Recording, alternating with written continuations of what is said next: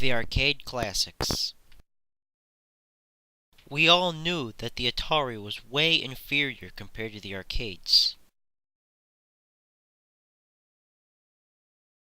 And this was 1981, so we either had the Atari 2600 or we went to the arcade to play it. And why go to the arcade when you can just adjust the volume on the television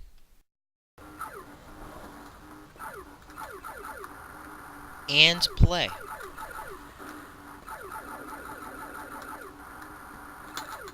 The Atari 2600 was just the next best thing.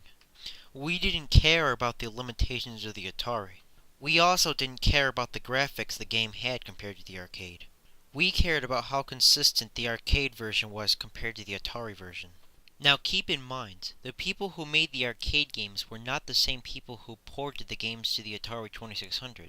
Usually, the Atari was in charge of the ports. Therefore, they made the game however they so desired. We never knew if they were going to be the same. When Pac-Man came out for the Atari, we were psyched.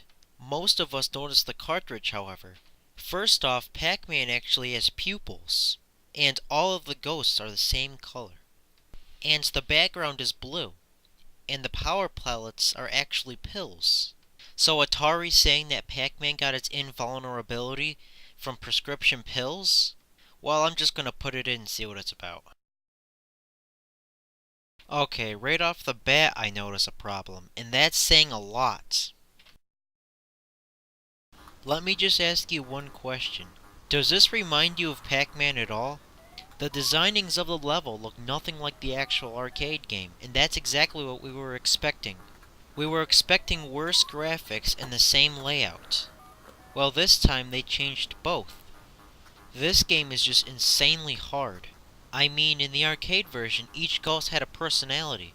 The red ghost was the leader and was the smartest, and the orange ghost, which I think his name was Clyde, was stupid. And you get what I mean.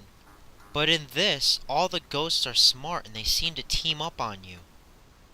When you're in the stage where you're super and the ghosts are blue, well, in this game pink, you seem to have no indication of when the ghosts go back to normal. In the arcade game, the ghosts would blink a little bit before they turned back to their regular selves. But the ghosts flicker so much in this game that you can't tell when the ghosts are normal. When they're normal, they're red. When they're vulnerable, they're pink. It's hard to tell which is which on the Atari, especially with all the flickering.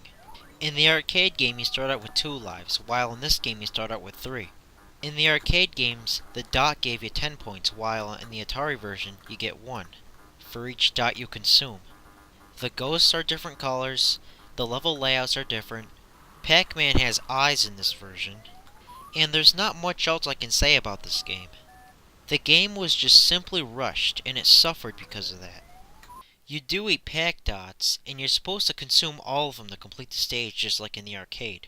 But there's no intermissions, and there seems to be no difficulty change between the later levels and the beginning levels. But I could be wrong because I haven't got very far in this game.